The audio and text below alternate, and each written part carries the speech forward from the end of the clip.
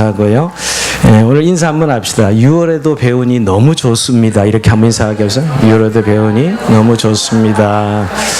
예, 별로 아침에 막 잠에서 깨어나서 막 달려오다 보니까 아직 안 깨어난 분들이 가끔 있습니다.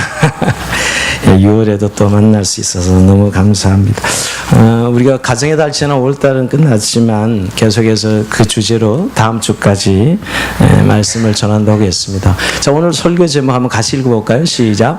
중년 제2의 사춘기. 자, 오늘 설교 제목입니다. 작년에 아름다운 노년을 준비하라는 제목으로 노년을 위한 설교는 몇 번 한 기억이 납니다. 뭐 청년은 청년 주일 때 여러 번 한 기억이 나고요.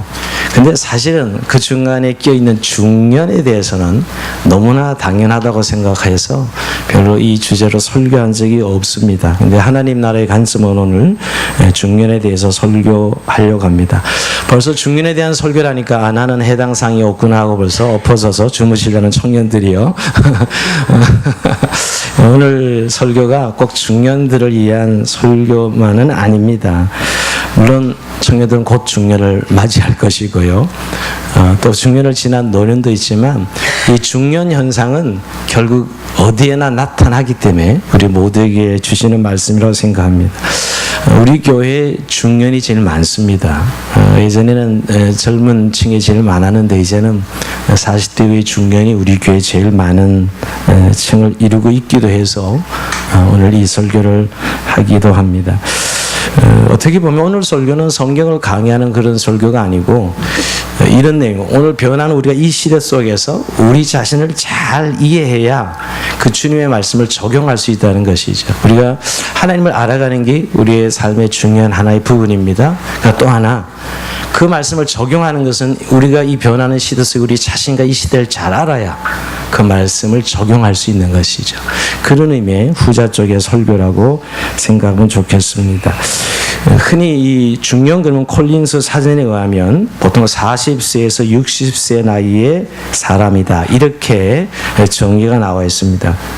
근데 요즘 대체적으로 미국의 저명한 심리학자 에릭 에릭슨도 중년의 나이를 정의할 때 40세에서 65세까지 정의를 내리고 있습니다.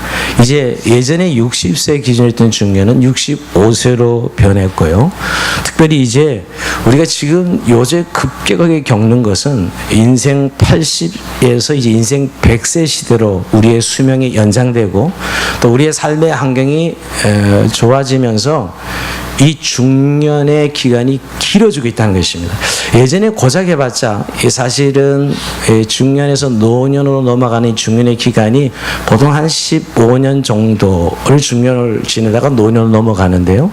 지금은 한 벌써 20년에서 30년까지도 중년에서 시간을 보내다가 노년으로 넘어간다는 거예요. 그래서 어떤 학자는 요즘 중년을 40에서 70세까지로 봐야 된다고 이야기하는 사람도 있습니다. 그러니까 옛날 개념의 중년보다 훨씬 더 포괄적인 개념으로 이야기하는 분들이 많아지고 있습니다. 어떻게 보면 중년이 엄청나게 길어지고 있는 시대에 우리가 살고 있는 것이죠. 의료의 발달, 수명의 연장 이런 일들을 위해서 예전에 15년 일해도 바로 노년으로 넘어갔는데 굉장히 긴 시간을 중년을 보내고 있다는 것입니다. 흔히 이제 어느 책에 보니까 중년을 이렇게 예전에 소개했습니다. 한번 제가 읽어드리려고 합니다. 어느 날 아침 거울을 들여다보았더니 주름살 투성의 낯선 거칠한 얼굴과 마주하고 서 있게 되었을 때 중년을 느낀다고 합니다. 동창회라는 데를 갑자기 나가고 싶어질 때 이때도 중년이 된다는 것이에요. 거기다 동갑내기들이 모르는 사이에 나보다 몇 배나 더 성공한 것을 발견했을 때 이것도 중년의 사인이라고 합니다. 아들이 내 양복을 가지고 와서 자기가 있겠다고 빼앗아 갈 때 이것도 중요합니다. 남은 인생과 지금까지 살아온 인생의 길이가 갑자기 비교가 될 때 이런 현상들이 중년의 사인이라고 해요. 또 이어서 이렇게 쓰고 있습니다. 또 어쩌다가 한번 운동이라도 하고 나면 며칠을 끙끙대면서 알아야 할 때 아주 중년의 현상이죠. 대학을 다니는 젊은 남녀 학생들을 보면 질투가 일어날 때 이것도 중년 현상이라고 합니다. 10년만 더 젊었다면 지금처럼 이렇게 되지는 않을 수 있다고 느껴질 때 이게 정말 중요한 현상이죠. 예, 내가 못한 일을 자식들이 할 수 있을 것이라는 기대가 커질 때 중년입니다. 생명보험 세일즈맨의 말에 귀가 솔깃해질 때, 보험에 관심을 가지게 될 때 중년 현상이라고 합니다. 또 암으로 먼저 떠난 친구들의 일이 남의 일 같지 않을 때, 이것도 중년의 자각 현상이라고 합니다. 좀 더 리얼하게 표현한 중년의 현상이 이런 것이 있습니다. 볼품없이 튀어나온 배가 가려서 발가락이 안 보일 때, 이게 남자들의 중년이죠. 재미도 별로 없는 텔레비전을 보다가 소파에서 저절로 잠들어 버리는 일이 자주 있을 때, 이것도 중년 현상입니다. 직장에서 울분을 터뜨릴 일이 생겨도 처자식이 먼저 생각이 나서 참으려고 애쓸 때, 이것도 중년 현상입니다. 고통스러운 일이 생겨도 상처 입은 사자처럼 위험을 지키느라 홀로 괴로워할 수밖에 없을 때, 이것도 사실 중년 현상이라고 합니다. 근데 여러분, 이건 사실 좀 저는 옛날 버전이에요. 사실 지금 우리가 맞은 시대는 너무 빠르게 중년 현상이 바뀌고 있어요. 이건 사실 좀 저는 옛날 현상이라고 합니다. 근데 일반적으로 중년이 되면 이제 주변의 동년배들이 뭐 이런 소식, 친구들이 이혼했다 이런 소식을 자꾸 듣게 됩니다. 또 그 친구가 암에 걸려서 암투병하고 있다 이런 소식을 듣기도 하고요. 그리고 이제 여성들은 신체적으로 갱년기 증상이 심하게 와서 이제 폐경, 완경을 겪는, 폐경에 이르는 이런 현상들을 겪는 것이 흔히 우리가 맞는 중년의 모습이죠. 그리고 왠지 외로움과 고독 속에 자기의 마음을 가눌 수 없는 우울증 현상이나 더 이상 주부로 살고 싶지 않다는 마음이 자꾸 일어날 때, 이런 현상들이 사실 지금 중년 현상이라고 볼 수 있습니다. 여러분, 중년이라는 단어가 성경에 몇 번 나온지 아십니까? 성경을 많이 읽어본 분, 중년이라는 단어가 성경에 나올까요? 예, 오늘 벌써 이 본문을 읽었기 때문에 오늘 나오는 건 알 수 있고, 성경에 3번 나옵니다. 중년이라는 단어가 딱 3번밖에 없네요. 검색어를 딱 치면 벌써 우리 젊은 친구들은 설교 들으면서 벌써 검색을 해보는 경우가 있는데, 가끔 목사님이 틀렸어요 이러면서 3번 나옵니다. 제일 처음에 나온 이사야 38장 10절 말씀입니다. 자, 내가 말하기를 나의 중년에 수월의 문에 들어가고 나의 여성을 빼앗기게 되리라 하셨도다. 이 고백이 누구의 고백이냐면 히스기야 왕의 고백이에요. 히스기야 왕이 죽을 병에 걸려가지고 하나님이 기도하는 내용 중에 나와요. 그가 중년에 죽을 병에 걸려서 하나님이 그를 궁일하게 더 살게 하죠, 여러분. 그러니까 그때 정말 생의 위기를 맞은 히스기야의 기도가 나의 중년에 수월이 지옥이죠. 지옥의 문에 들어가고 나의 여생을 빼앗기게 되리라. 이러면서 자기 인생의 소중함을 다시 한번 더 발견하는 그런 기도문이거든요. 이게 첫 번째 나타나는 부분이고요. 또 한 군데가 에레미야 17장 11절에 나타납니다. 이걸 한번 읽어볼까요? 시작. 불의로 지배하는 자는 자고서가 낳지 아니한 알을 품은 같아서 그의 중년에 그것이 떠나겠고 마침내 어리석은 자가 되리라. 아멘. 우리 지금 에레미야 9장 보고 있는데 이제 곧 나올 겁니다. 근데 이 본문에도 그의 중년에 그것이 떠나겠고 그랬는데, 사실 에레미야가 이 말씀을 하는 것은 여호와를 의뢰하는 자의 축복을 소개하면서 불의로 치부하는 자들을 향하여 경고할 때 중년이라는 단어를 사용하고 있는 것이에요. 즉 불의로 얻은 재물은 중년의 때 다 날아간다는 것이에요. 이런 의미로 에레미야 17장 11절에 중년이라는 단어가 나타나요. 그리고 지금 오늘 읽은 시편 102편 24절에 하나님이여 나를 중년에 데려가지 마옵소서 하는 것이 세 번 나와요. 중년이라는 단어가. 자, 이것은 오늘 마지막에 살펴볼 것이고요. 자, 근데 요번에 좀 제가 설교 제목을 중년 해놓고 제2의 사춘기 이렇게 써놨습니다. 좀 약간 의미가 있는 의미를 가져서 써놓은 것입니다. 우리가 사춘기 하면 인간 발달 단계 한 시기로 신체적으로는 2차 성승이 나타나고 정신적으로는 자의식이 높아지면서 성숙기에 접어드는 시기죠. 대부분 개인치 않지만 12세에서 16세까지가 사춘기를 겪습니다. 자, 이건 우리가 너무 잘 알고 있고 우리 자녀들이 지금 사춘기를 겪는 아이들을 많이 보죠. 근데 문제는 40대 이후에 다시 한번 사춘기를 겪는다는 거예요. 요즘에 학자들의 이론은 다시 40대 이후에 이 사춘기와 동일한 성격의 사춘기를 겪는다.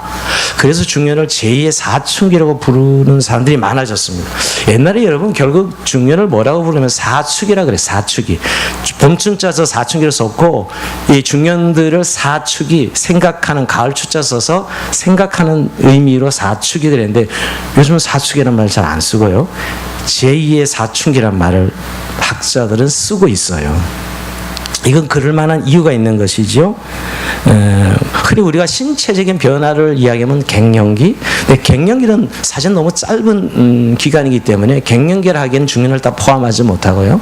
그래서 제2의 사춘기라고 이야기합니다. 어떻게 보면 여러분 이제 인생이 젊은 날을 지나고 이제 아이들이 독립해 가고 또 이 새로운 자아에 대한 눈을 뜨는 자기의 정체성을 고민하는 시기가 온다는 거예요. 우리가 사춘기의 가장 큰 특징은 나는 누구인가라는 것이거든요. 자기 정체성에 대한 이해가 사춘기의 가장 중요한 주제인데 그것이 이상하게도 이 40대가 넘어서 다시 한번 자기 인생의 후반기에 나는 누구지? 하고 자기 자각하는 자기 정체성을 확인하려는 시기가 온다는 거예요. 이게 요즘 이야기하는 중년의 새로운 특징이라는 것이에요. 여러분 우리가 10대 때 경험하는 사춘기 어떤 정서적이고 심리적이고 신체적 변화를 급격하게 겪지요. 그리고 부모와의 관계를 넘어서 사랑과 우정의 관계로 인간관계를 발전시켜 나가는데 사실 거기에서 그들은 나는 누구인가를 찾아가요. 이 사춘기가 가장 두드러진 특징이죠. 근데 이상하게 이 40대 이후에도 이런 경험을 한다는 거예요. 나는 누구지? 하면서 사춘기와 똑같은 그런 질문. 물론 경험은 너무 틀리지만은 그런 이 틀적인 측면에서 볼 때는 동일하게 나는 누구지 하는 것을 다시 한번 생각하는 시기가 중년이라는 거예요. 특히 50대, 60대 두드러지게 나타납니다. 두 번째 사춘기죠. 그래서 일과 가족에 집중하는 중년, 즉 인생의 절정을 넘어서 신체적, 심리적 변화와 더불어 일과 인간관계의 변화가 두드러지는 50대, 60대에 지나온 인생을 되돌아보면서 자기 존재에 대한 다시 한번 질문을 던진다는 거예요. 이게 아주 두드러진 현상이라 그래요. 특히 여성은 사실 요즘 폐경이란 말을 이제 쓰지 않도록 되어 있습니다. 이제 완경이란 말로 완성했다는 의미에서 폐경은 사실 끊어졌다는 의미에서 닫혀졌다는 폐경 그랬는데 지금은 여성들의 생리가 멈추는 현상을 완경이라고 표현하자고 이렇게 이미 합의가 되어 있고요. 이제 완경이라 쓰셔야 됩니다. 근데 이 여성들 특히 완경을 겪는 시기를 사춘기의 초경만큼이나 강렬하게 신체적 심리적 변화를 경험한다는 거예요. 특히 여성들에겐 더 심하게 이런 현상들이 나타나서 제2의 인생을 찾겠다고 하는 중년 여성들이 급격하게 늘어나고 있는 게 오늘 사회 현상이에요. 자기 인생을 이전처럼 살지 않고 다르게 바꿔보겠다는 새로운 정체성을 찾아서 그래서 남편도 바꾸려고 하는 사람도 있고 환경도 바꾸려는 사람도 있고 자기의 새로운 정체성, 이 긴 중년의 시간을 새롭게 살아보려고 하는 이 중년들이 굉장히 많아지고 있는 게 오늘의 현상이라고 합니다. 저는 이 중년의 특징을 좀 이렇게 정리해 보면서 우선 여러분 사춘기 때 제일 두드러진 신체적 변화죠. 사춘기가 오면 갑자기 자고 있는 목소리가 변해요. 그죠? 특히 남학생들 보면. 그리고 수염이 까칠까칠하게 나면서 애들이 막 수염을 주 떴지요. 그리고 여자아이들은 예고 없이 생리가 찾아오고 이런 신체적 변화가 사춘기 때 일어납니다. 근데 이 중년의 제2의 사춘기도 이런 신체적 변화가 일어나요. 어떤 변화가 일어나죠? 너무너무 쉽게 피곤한 육체를 경험합니다. 속일 수 없이 너무너무 쉽게 피로해서 내가 왜 이러지? 젊을 때처럼 계속 일하다 어느 날 자기 육체의 한계를 느끼는 육체의 퇴락을 경험할 때가 제2의 사춘기입니다. 그리고 아래 뱃살이 무지막지하게 늘어나서 출렁거리는 이 아래 뱃살을 경험할 시기도 중년이고요. 숨이 가빠져요. 뛰면 옛날에 확 뛰어갈 수 있는데 이제는 숨이 가빠지고 힘이 붙이고 이런 현상들이 중년 때 나타나는 신체적 변화예요. 물론 요즘 이것을 극복하려는 많은 중년들이 굉장히 노력을 하고 있죠, 여러분. 시대가. 그러나 그런 신체적 변화도 역시 우리가 처음 겪는 사춘기처럼 일어나고 있습니다. 그리고 정서적으로도 마찬가지입니다. 중년에도 청소년기의 사춘기처럼 심리적, 정신적으로 독립심이 강해지고 자의식이 강하게 나타난, 굉장히 사춘기 때 이 정서가 예민하잖아요. 환경에 따라 굉장히 동요되고 영향을 받는데 불안감을 가집니다. 그것처럼 이 중년의 때도 자기 정체감의 위기를 느끼는 그런 때라는 거예요. 어떤 신체적인 어떤 변화, 또 사회성에서 자신의 어떤 겪는 여러 가지 일들을 통해서 정서적 불안과 갈등을 느끼는, 그래서 굉장히 자신의 어떤 무가치함을 느끼고 삶의 해이를 느끼는 그런 경향도 이 제2의 사춘기 중년 때에 나타나는 현상이랍니다. 그래서 권태, 불안, 의욕 상실, 정서적 위기를 맞이해서 이 중년의 때에 공황장애를 겪는 사람들이 많고요. 강박장애, 우울증, 감정 부정 장애들을 앓는 중년들이 꽤 많아지고 있습니다. 그래서 병원을 찾는 사람이 꽤 많아지고 있고요. 그 굉장히 정서로 나타나는 외로움이 강하게 몰려오는 시기예요. 모든 거로부터 고립된 현상. 사실은 남편이 있고 자녀가 있는데도 불구하고 어느 날 갑자기 자녀들이 독립할 때쯤 되면 특히 이 여성 중년들은 이 찾아오는 외로움에 굉장히 어려움을 겪습니다. 특히 이제 남편들은 그래도 사회적 지위가 있고 성취감이 있어서 그런 중년의 심리적 위기들을, 정서적 위기들을 넘기는데, 이 아내들, 여성들은 사실 가정생활의 전부였던 분들은 이 위기를 제대로 넘기지 못하고 굉장히 어려움을 겪는 아내들이 많습니다. 근데 우리가 이런 변화들이, 즉 정서적으로 심리적 변화도 이 제2의 사춘기 중년 때 아주 두드러진 현상이기도 하지만 성적인 면도 그렇습니다. 우리가 사춘기 때 성에 눈을 뜨죠. 갑자기 이성이 그리워지고 로맨스를 꿈꾸고 동성애에서 이성으로 관심을 가진 때면 데이트도 하고 싶고 온몸에서도 관심을 갖는 때가 사춘기죠. 남이, 특히 여자아이들은 여성스러움을 알아주기를 바라고요. 근데 제2의 사춘기 중년 때도 이런 성적인 변화들이 일어난다는 거예요. 그래서 이성적인 유혹에 가장 강한 시기가 이 중년이에요. 그래서 여태까지 따분하고 이 힘든 결혼 생활의 활력을 찾아보려고 애쓰는 시기이기도 하고요. 또 개중에는 성의 한상에 빠져드는 그런 사람들도 있습니다. 그래서 우리가 불륜을 저지르고 바람을 피우는 시기가 가장 많은 퍼센트가 중년에 일어난다. 중년 때 일어나는, 결혼 10년 차 이상 넘어가는 그런 중년에 가장 많이 일어나고 있다고 합니다. 이게 또 그런 성적인 부분의 변화지요. 그러니까 어떤 이성으로서의, 남성도 그렇고 아내도, 남편, 아내 다 어떤 남성과 여성성으로서의 자기 자신을 찾고 싶어하는 이런 강렬한 현상들이 중년에 일어난다고 합니다. 어떻게 보면 사춘기는 어린이와 청년, 어른 사이의 방황기죠. 사춘기라는 게 어린이와 어른 사이에. 근데 이 제2의 사춘기 중년은 어른과 노년 사이에 방황이 되풀이 된다는 거예요. 어떻게 보면 사춘기 때 방황을 이 노년을 앞두고 중년 때 되풀이 한다는 것이에요. 그래서 어중간하다는 사람이 많습니다. 청년이라고 하기엔 너무 늙었고 노년이라기보다는 너무 젊었고 어중간한 시기가 중년이다, 이렇게 이야기하는 사람들이 많습니다. 그래서 사실 굉장히 가정생활, 사회생활에 제대로 중년을 맞이하지 못하면 굉장히 부정적인 이 중년, 또 굉장히 자기 인생을 망가뜨린 중년을 맞이하는 사람들이 많다는 것이에요. 물론 오늘 우리 교회 공동체 그리스도인들에게 이런 이야기들이 별로는 해당되지 아니한다. 정말 은혜로 살아가는 사람들에게는 사실 이런 것들이 자동으로 은혜 아래서 해결되어져서 아름답고 건강한 중년을 통해서 아름다운 노년을 넘어갈 수 있지요. 근데 그렇지 못하면 신앙적으로도 굉장히 위기를 맞이해요. 굉장히 영적인 문제로 발전하기도 합니다. 그래서 어떤 분은 그 위기를 이렇게 써놓고 있어요. 정체성의 혼란을 나는 누구인가 이렇게 써놓는데 한번 읽어보기를 원합니다. 흰머리와 주름살과 같은 외모의 변화 앞에서 민감한 반응을 보이는 나. 그렇죠. 외모의 변화가 굉장히 민감해집니다. 중년 때. 사춘기처럼 마치. 그리고 지금까지 해온 일에서 충분히 잠재력을 발휘하지 못했다고 아쉬워하는 나. 굉장히 아쉬워하는 나. 신체적으로 쇠약해지고 병까지 얻어 죽음에 대한 불안을 느끼는 나. 이것도 중년 때예요. 도시 생활에 만족하지 못하고 시골의 삶을 꿈꾸는 나. 누군가를 위해 내 시간과 능력을 나눠주고 싶은 나. 또 이런 연습, 가슴 뛰는 사랑을 갈망하는 나, 이 나가 사실 중요 때 두드러지게 나타나는 겁니다. 그래서 나를 젊어 보이기 위해서 외모를 가꾸고 건강을 유지하거나 회복하기 위해서 운동에 몰두하고, 경우에 따라서는 자기 미를 아름다우면서 이 병은 저 병을 찾아 헤매기도 하고, 또 나의 새로운 일자리를 찾고 흥미로운 취미생활에 열중하기도 하고, 또 배우자와 헤어지기도 하고 새로운 로맨스를 찾아 떠나기도 하고, 그 사이에 소홀했던 과거의 동창생을 다시 만나는 자리를 마련하기도 하고, 또 봉사활동에 열정을 쏟기도 하고, 시골로 이사가서 삶의 터전을 바꾸거나 자녀를 유학시키거나 독립시켜 또 떠나보내기도 하고, 이런 현상들, 이게 중요할 때 나타나는 현상들이에요. 이런 거죠. 그래서 살아가기에는 늙었지만 죽기에는 너무 젊은 나, 이렇게 정의를 내린다고 합니다.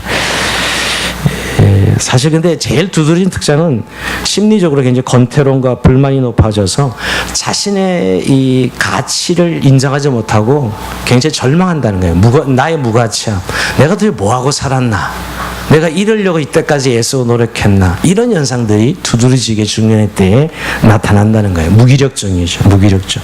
그래서 그걸로 인해서 현실을 도피하는 중년들 많습니다. 그리고 자기 연민에 빠지는 중년들이 있어요. 그리고 긍정적으로 나타나는 사람들이 더 열심히 신앙생활하고 더 많은 사회 생활하면서 봉사하고 선교하고 이렇게 해결하는 긍정적인 중년이 있는가 하면, 고립돼서 망가지는 중년들이 의외로 많다는 현실을 보게 됩니다. 그래서 특별히 여러분, 이유 없이 이런 현상, 성공한 사람들에 대한 분노와 적개심을 가지는 그런 중년들이 꽤 많다 그래요. 세상을 부정하고 입만 열면 욕하고 사람들, 이런 중년들, 사실은 안에 내면적인 것을 제대로 극복하지 못하는 것이죠. 아니면 반대로 자기 연민에 젖어서 굉장히 무력감에 호적거리는 것이죠. 여러 신체적인 어떤 절망, 정서적인 어려움, 이런 것들로 굉장히 어려운 중년을 보내는 사람들이 많습니다. 그리고 신앙적으로 그런 현상을 우리는 영적 침체라고 그러잖아요. 신앙적 영적 침체를 겪어요. 그러니까 중년의 때도 계속 신앙이 성장해야 되는데, 그거 다 아는 거고 다 늘 해본 거고 익숙한 것이 되어서, 그래서 딱 신앙이 멈추면서 침체로 이어지는 현상들을 보게 됩니다. 특히 하나님 앞에 매일 감사와 기쁨을 잃어버리고, 나는 왜 이렇게 됐지 하면서 원망하나, 남의 자식들은 잘 되고 남의 가정은 행복하게 보이는데 내 가정, 내 자녀도 왜 이러지 하면서 하나님에 대한 원망을 쏟아내는 때도 이 중년의 때입니다. 그럴 때 사실 찾아오는 현상이 영적 침체예요. 그래서 부부간의 가정 불화가 일상화되고, 가정 불화가 자기 개인의 우울증 현상으로 나타나는 거죠. 아무것도 소용없어, 자식도 소용없고 남편도 소용없어, 이런 소리를 입에 달고 사는 그런 중년들이 많아지는 시기가 이 시기입니다. 그리고 보면 여러분, 좀 내가 그러면 이게 자연스럽게 중년의 때에 오고 있구나 잘 인식하고 우리가 믿음의 대안을 가져야 될 필요가 있다는 거예요. 근데 저는 먼저 이 중년의 위기의 한 예를 성경에서 찾아보기를 원해요. 이렇게 위기가 찾아옵니다. 우리가 흔히 40대를 불혹이라 그러죠. 한문으로 불혹. 근데 이때야말로 가장 강력한 유혹이 찾아오는 시기가 40대 중년 불혹의 시기입니다. 성경에 나오는 한 인물을 샘플을 든다면 다윗 같은 인물이에요. 여러분, 다윗은 어느 정도로 하나님 칭찬했냐면 내 마음에 합한 자라 그랬어요. 와, 이런 칭찬 듣는 사람이 있었어요, 성경에? 아브라함을 친구라 그랬고 벗이라 그랬는데 다윗을 내 마음에 합한 자라 그랬습니다. 하나님을 꼭 들었던 거죠. 근데 여러분, 다윗의 인생을 보면 소년기, 정말 용맹스러운 믿음의 소년, 청년기, 더 말할 거 거의 흠이 없어요. 정말 믿음으로 살았던 다윗의 신앙을 봅니다. 그리고 그의 노년기, 그 많은 고난 속에서도 하나님을 의지하면서 예배자로 살아가는, 많은 시편을 쓰면서 예배자로 살아갔던 그 다윗의 노년기를 봅니다. 근데 다윗의 한 오점이 있죠. 그의 중년이에요.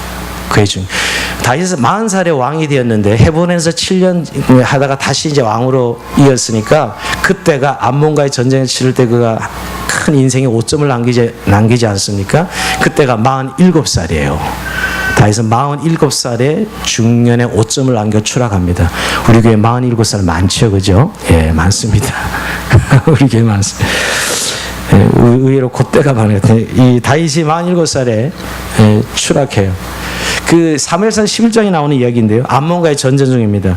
근데 암몬과의 전쟁을 치는데 자신은 전쟁에 나가지 않고 예루살렘에 남아있어요. 신하들 내보내고 전쟁, 자기는 예루살렘에 남아있습니다. 왜 홀로 머물러 있었을까? 어떤 사람은 다윗이 게을러서 그렇다 그러는데 다윗은 게으른 사람은 아니에요. 여러분, 전쟁에 나가고 안 나가는 건 왕의 권한이잖아요. 왕이 나갈 수도 있고, 또 전략상 안 나갈 수도 있고 나갈 수도 있는 것이 꼭 왕이 안 나가서 게을러서 그랬다 이렇게 볼 수는 없어요. 내용을 좀 보면 다윗은 지금까지 수많은 전쟁을 치릅니다. 그리고 끊임없는 긴장이 그를 따라다녔어요. 그래서 그런 전쟁 때 정말 하나님 없이는, 하나님 도우심 없이는 절대 내 전쟁에 이길 수 없습니다. 늘 하나님께 기도하는 다윗을 봐요.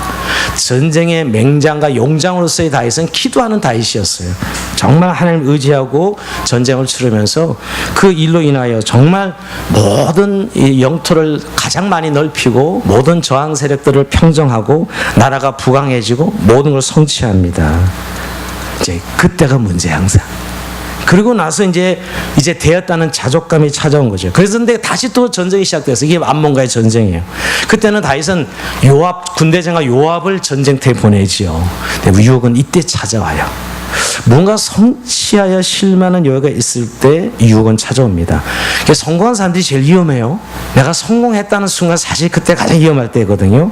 자신을 과시하게 되고 교만이 싹 들어오면 그때 무너집니다, 사람.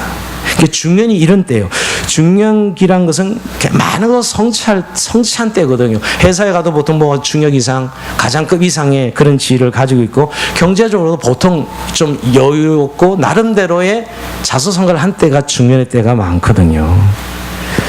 또 자녀들도 어느 정도 다 커서 이제 내 손이 안 가도 되는 그런 때가 중년 때예요. 그래서 이 중년 때가 되면 이제 좀 이미 다 경험했기 때문에 마음고생 안 하고 좀 편해지고 싶어하는 때입니다. 그리고 귀찮고 힘든 일을 가급적 피하고 싶어하는 때가 중년 때예요. 왜? 이미 다 경험해보고 그리고 내가 그 정도 다 해봐서 가지고 있는 것들이거든요. 그래서 별로 새롭게 이렇게 접근하지 않습니다. 영적인 것도 그래요. 영적인 것도 보면 신앙이 굉장히 성숙해 가는 게 아니라 이제 익숙해질 대로 익숙해져서 이제 안일함에 빠지는 때가 중년의 때입니다. 그게 사실 이미 감격과 눈물과 간절함은 사라지고 그냥 이 익숙함으로 교회 생활을 하는 때 이런 현상이 사실 중년의 때에 많이 나타납니다. 감탄사도 없어지고 아멘도 없어지고 교회 뭐 이유 없이 졸기나 하시고 그냥 뭐 그렇지 응 그러면서 또 다 아는 거야 다 해봤어 이러면서 익숙하게 지나가는 때가 사실 이 중년 때죠. 네, 다윗도 그런 때에 문제가 생긴다는 거예요. 다윗이 범죄할 때는 하나님을 찾고 구하는 그런 흔적이 아무데도 없습니다. 그토록 전쟁터에 나가서 하나님을 구하고 찾는 다윗이 하나님을 구하지 않아요. 그래서 참 우리가 중년 때 정말 조심해야 될 것은 고린도전서 10장 12절 말씀 그대로 한번 읽어볼까요? 시작. 그런즉 선줄로 생각하는 자는 넘어질까 조심하라. 예, 중년의 아주 중요한 말씀이에요. 내가 나 다 알아. 이 정도는 내가 할 줄 알고 경험했어. 이것이 무너지게 하는 것이죠. 저는 이런 생각을 합니다. 만약 다윗에게 계속 고난과 어려움이 지속되었더라면 이런 유혹에 빠지지 않았을 터인데 이런 생각을 해봐요. 여러분 우리도 감사할 게 있어요. 지금 이렇게 중년 때가 되는 또 생활고 뭐 경제적인 문제 때문에 고민, 고통 겪는 분들이 있죠. 또 자녀들 문제 때문에 또 인간관계 때문에 갈등 겪는 분들 계속 그것 때문에 내가 이 나이 되도록 이런 것 때문에 더 힘들어해야 되지 이렇게 실망하는 분들 계실 거예요. 그런데 사실은 여러분 그것 때문에 하나님께서 우리를 보호하고 있는 하나님의 손길인지도 몰라요. 사실은 그 어려움이 사실 우리를 이렇게 지켜주고 지탱해주고 있는 거죠. 만약 그거 없었다면 우리도 똑같이 다윗처럼 딴짓하고 딴 데 눈 돌리고 타락했을 거예요. 근데 그 어려움 때문에 그냥 머물러 있는 거죠. 여러분 잘 생각해 보십시오. 모든 걸 가져도 진짜 소중한 걸 잃어버리면 아무 소용이 없잖아요. 그죠? 여러분 그리고 정말 우리는 신앙이라는 건 소중한 것을 지키기 위해서 다른 걸 다 포기하고 희생할 수 있는 것이 신앙 아니에요. 그렇다면 우리가 어떻게 보면 고난이 있고 어려움이 있다는 게 여기 하나님의 축복과 보호구나라는 생각을 해보게 됩니다. 여러분 다윗이 지금 바로 그런 시간에 무너졌거든요. 다윗이 범자는 시간이 저녁 시간인데요. 침상에서 일어나면 아침에 일어나야 되잖아요. 저녁에 일어납니다. 다윗이 일어나는 시 저녁 시간이에요. 왜 얼마나 지금 다윗이 지금 중년의 유혹에 빠져 있는지 알 수 있어요. 그러다가 저녁 시간에 배회하다가 왕궁을 배회하다가 저 너머에 목욕하는 한 여인을 발견하죠. 너무너무 아름다운 여인이 목욕하는 장면을 목격하게 됩니다. 예. 남성들이 이쁜 여인에게 눈이 돌아가는 것은 어쩔 수 없는 현상입니다. 이해하셔야 돼요. 다윗도 똑같이 아름다운 여인이 목욕하는 그 장면에 눈이 간 것이죠. 그래서 여러분, 자, 여기까지는 문제는 없는데 이 중년에 있는 호기심이에요. 사춘기 때문에 호기심이 발동하는 것 같죠? 아니요. 중년의 호기심은 더 무서워요. 끝까지 파는 거죠. 낚시 한번 빠지면 끝까지 가보고 끝을 보는 중년들 수두룩해. 뭐 하나 빠지면 끝까지 가는 중년들만. 이 호기심이 끝이 없어요. 근데 이 문제는 계속은 호기심이에요. 그래서 사람을 보내 신하를 보내서 그 여인이 누구인지 알아봅니다. 아니 왜 알아봐? 알아보기는 남의 여인 아름답다면 끝나면 되는 거지. 알아보니까 그것도 우리아의 아내, 자기의 충실한 신하 장군, 탁월한 장군 우리아의 아내였던 것이에요. 이제 지금 우리아는 전쟁터에 나가 있거든요. 여기까지 왔으면 물러나야 되잖아요. 아, 그럼 끝이구나. 우리 훌륭한 장군의 아내이네. 참 아름답다 하고 끝내야 될 거 아니에요. 그는 그러지 못하고 결국 사람을 보내어 밧세바를 데려오기 위해서 자신의 한순간의 육체의 욕정을 채웁니다. 근데 다윗은 여자가 많았거든요. 처첩들이 많았어요. 거기다 맘만 먹은 후궁들도 얼마든지 취할 수 있었습니다. 상대는 지금 자기 충성 신하의 아내였는데 왜 이랬을까? 여러분, 이걸 이제 다윗 나쁜 놈이야 이렇게 우리가 이야기하기 쉽지만 이게 일반적 현상이에요. 성적 유혹은 한번 빠져들면 빠져나오기 어려워요. 한번 빠져들면 꼭 끝장을 봐야 되는 특성을 가진 것이 성적 유혹이에요. 그래서 자신들이 잘 알아야 됩니다. 내가 누군가의 성적 매력을 느끼기 시작했다면 그건 떠나야 해. 피해야 돼, 시선을 말이에요. 그건 끝장을 보는 인간의 아주 속성이 있어요. 이것에 빠지는 것이 다윗이. 여러분, 다윗은 굉장히 훌륭한 장점이 많았던 사람이에요. 뛰어난 정보 감각, 통찰력, 지적인 능력, 장점이죠. 하나님이 임금에게 왕에게 세 가지를 요구했어요. 많은 말을 두지 말라. 그러니까 군사를 의지하지 말라는 거죠. 많은 은금을 두지 말라. 예, 돈을 의지하지 말라는 거죠. 또 많은 여자를 두지 말라 그랬어요.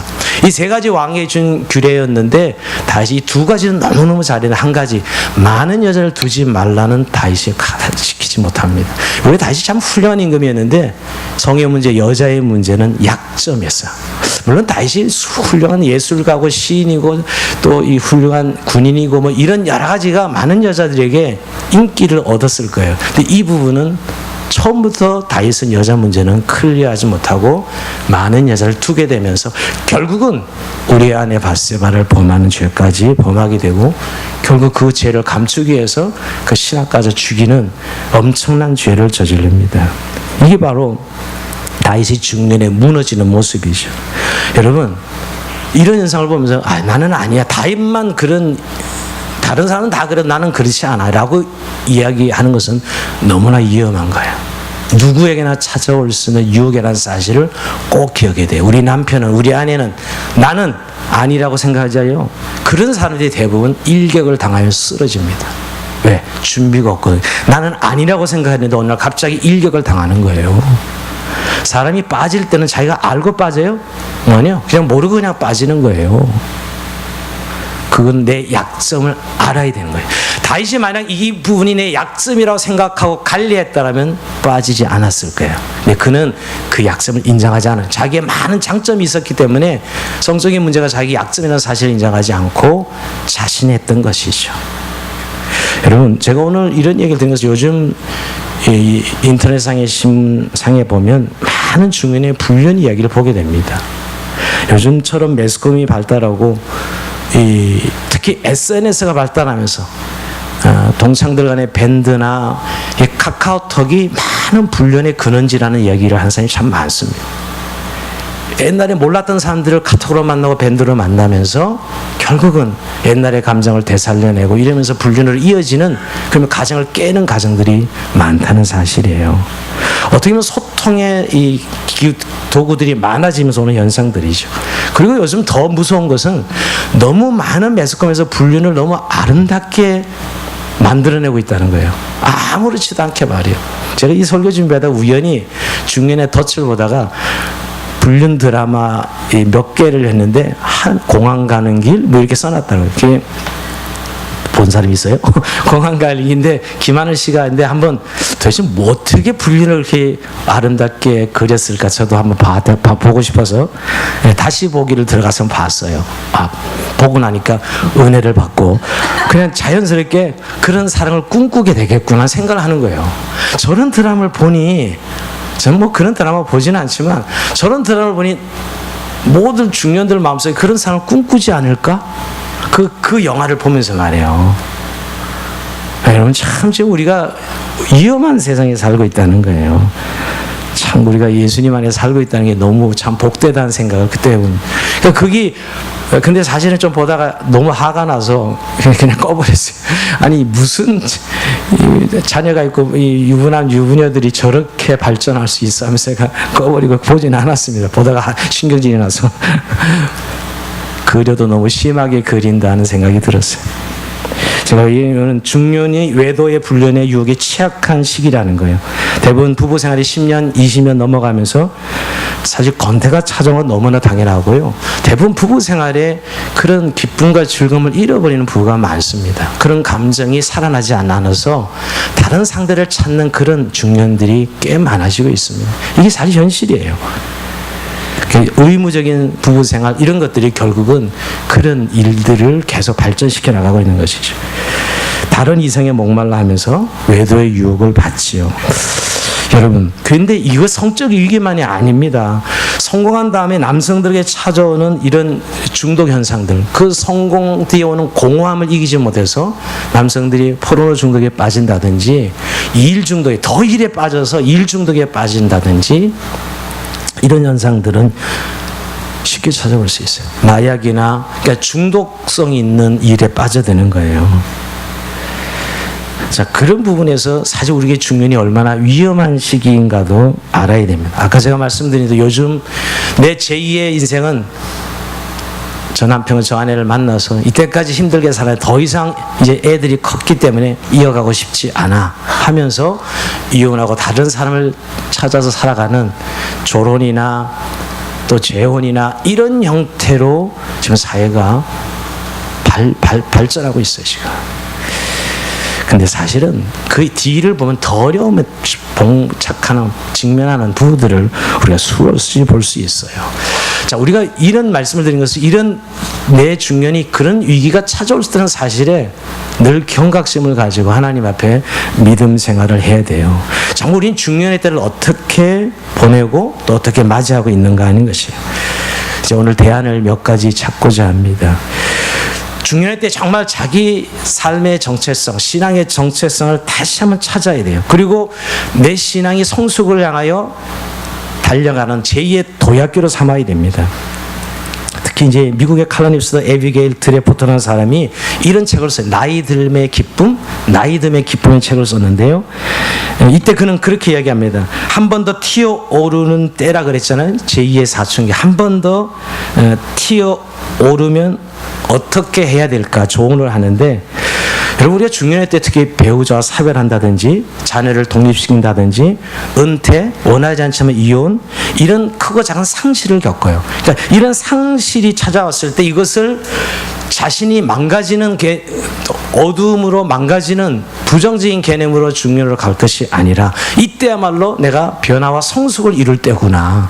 자기 정체성을 새롭게 해야 될 때라는 거예요. 대부분 이런 일들을 겪으면 많은 사람들이 엎어지거든요. 이때야말로 내가 성숙으로 나가는 변화할 때라고 생각해야 된다는 것이죠. 과거의 시간에 너무 갇혀있지 말고 정말 미래를 향하여 도전하는 그런 제2의 도약기로 삼아야 된다는 것이에요. 특히 자신의 경험을 고립화시키지 말고 다른 사람들과 나누고 공동체 안에서 선한 목표들을 위해서 나갈 수 있는 시간이 되어야 되고요. 근데 특별히 그는 이런 이야기는 제가 공감이 갑니다. 한 번 더 튀어오르는 그런 자아가 있다는 거예요.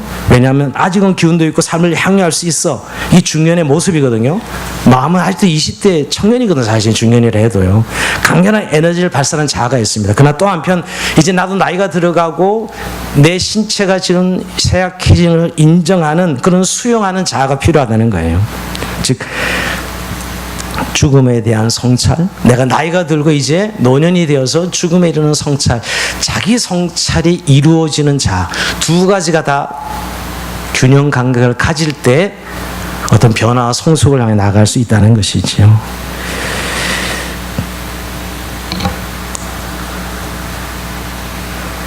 내 몸이 내 마음대로 되지 않고 또 내 원하는 대로 내 인생이 되지 않은 것에 대한 수용, 그러니까 수용하면서 그 튀어오르는 그 강렬한 자아가 서로 균형을 이룰 때 변화와 성숙의 계기로 인정할 걸 받아들이고 더 내 아름다운 노년을 향해서 나아갈 수 있다는 것입니다. 자, 때문에 그런 의미에서 중년은 하루하루를 소중히 여기고 살아가야 합니다. 홀 감독이라는 사람은 이렇게 얘기했습니다. 하루하루가 작은 생애이다. 그러므로 우리의 전생에는 하루하루의 반복에 지나지 않는다. 그러면서 그는 이렇게 이야기했어요. 야곱이 그의 생애를 날로 계수한 이유가 여기 있다는 거예요. 날로 인생을 계수해요. 며칠 살았다는 거예요. 그 모세는 해로 계수하지 않고 날로 계수하는 그 산수를 배우기를 원했죠. 여러분 모세 기도 아시죠? 날로 계수했다는 거예요. 그러니까 하루를 아무렇게나 잃어버리는 사람은 큰 낭비를 하는 사람이고 하루를 아무렇게나 사용한 사람은 위험한 사람이에요. 그러니까 중년의 때 정말 하루를 너무나 익숙해서 잘 알기 때문에 그냥 살아가는, 뭐 어제도 그렇게 살았고 오늘도 그러면서 결국 중년의 덫에 걸리는 사람들이 많다는 것이에요. 자, 그러면서 제가 건면한다면 중년의 때 건강 관리해야 됩니다. 규칙적 운동을 하고 자기 몸을 잘 관리할 필요가 있습니다. 오늘도 선교사님의 아프다는 소식을 듣고 지금까지 몸을 혹사해서 그런 거죠. 사실은 몸을 관리해야 쓸 때, 중년이 왔을 때 이제 그때부터는 내 몸을 개선하고 관리하고 보수해야 될 때인데 그냥 계속 내 몸을 젊을 때에서 쓸 수 있다고 생각해서 어느 때가 되니까 망가져서 다시 회복되지 않는 몸이지요. 그럼 체력 신장이 아니라 체력 보존을 위해서 자기를 관리해야 됩니다. 좋은 대안을 하나 드릴까요? 예. 우리 옆에 분 이야기합시다. 피트니스를 등록하세요. 이렇게 이야기할까요? 피트니스를 등록하세요. 피트니스 굉장히 좋아하겠는데요. 예. 등록해야 됩니다. 이미 지났어요, 사실은. 저도 딸들의 성화 때문에 올 1월에 반년짜리 그걸 끊었는데 그런 대로 돈이 아까워서 가게 됩니다. 등록비 내서 돈이 아까워서. 근데 지난주 다낭에 다녀오면서도 리듬이 끊어져서 지금 한 번도 못 가고 있어요. 다낭 이후로. 한 번도 못 가고 있어요. 우리 딸들이 하는 이야기가 아빠는 매일매일 기부를 하고 있어요. 이렇게 그러더라고요. 여러분 정말 자기 몸을 이제 보존하려면 관리하셔야 돼요. 물론 하나님의 은혜로 우리가 건강을 가지는 건 맞지만 하나님 우리 신체를 잘 보존하고 우리 건강을 위해서 관리할 필요가 있다는 거예요. 또 한 가지 건면한다면 배워야 됩니다. 우리가 청년 때만 배우는 게 아니라 중년에도 열심히 배워야 돼요. 자기 성장에 독서하고 정말 성경 읽고 독서가 있어야 돼요. 많은 분들이 중년 때가 되면 다 아는 거거든요. 그거 다 아는 거예요 하면서 책을 안 보기 시작합니다. 이러면 벌써 이제 위험해지는 거죠. 자기 성장이 먹게 됩니다. 책을 많이 읽으셔야 돼요. 그리고 섬김과 봉사의 삶. 교회 공동체 안에서 고립되지 말고 특별히 교회 공동체 안에서 중년이 되면 힘겨루기를 해요. 보면 자존심 싸움을 하고 그래서 서로 소통하지 않고 이렇게 담을 쌓는 중년들을 많이 만나게 됩니다. 정말 중년할 때는 자기 경험을 잘 나누는 시기거든요. 얼마나 좋은 경험을 많이 가지고 있어요. 많이 나눠서 풍성해지도록 공동체 안에서 살아야 되는데 그런 일들을 교회 공동체를 통해서 해야 됩니다. 저는 랍비의 글에 이런 글이 있었습니다. 우리 중년 안에 청년이 있다는 게 청년의 용기를 살려라 이런 글인데요. 만약 사람들을 믿고 있다면 당신은 이미 청년이나 다를 바 없다. 만약 근데 사람들을 의심하고 있다면 당신은 이미 노인이다. 인생을 즐길 줄 안다면 당신은 청년이다. 그러나 포기했다면 당신은 이미 노인이다. 새로운 아이디어를 발견하고 있다면 당신은 청년이다. 그러나 옛날 방법만 고집하고 있다면 당신은 이미 노인이다. 만약 친교의 아름다움을 누리고 있다면 당신은 청년이다. 그러나 고독을 버리지 못하고 있다면 당신은 노인이다. 사랑을 추구하고 있다면 당신은 청년이다. 그러나 사랑을 받고자 기다리고만 있다면 당신은 노인이다. 만약 꿈을 가지고 있다면 당신은 청년이다. 그러나 과거를 해상만 하고 있다면 당신은 노인이다. 이 랍비의 글이거든요. 우리 안에 사실 청년이 있어요. 사실 요새 유행가 말로 정말 숫자에 불과하다고 나이를 그러는데 그것은 우리 안에 사실은 청년의 용기가 있거든요. 하나님께서 주신 은혜지요, 여러분. 자, 그러면서 여러분 가정 안에서 특히 중년을 맞이한 부부들은 서로의 격려가 필요해요. 여러분 중년 때 상대방을 고치려고 하고 있는 중년이 있다면 아직 이분들은 청년이에요. 고치려고 하지 말아요. 있는 그대로를 쓰면 되는 것입니다. 할렐루야.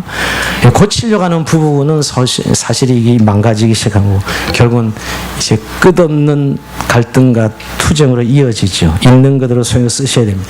특히 중년 때 양성화되는 거 알죠? 남자는 여성화되고 여성은 남성화되고 호르몬 문제로 양성화되면서 무감각해져요. 성징이. 근데 그때 사실은 서로를 인정해 주는 것이 제일 중요하다는 것이에요.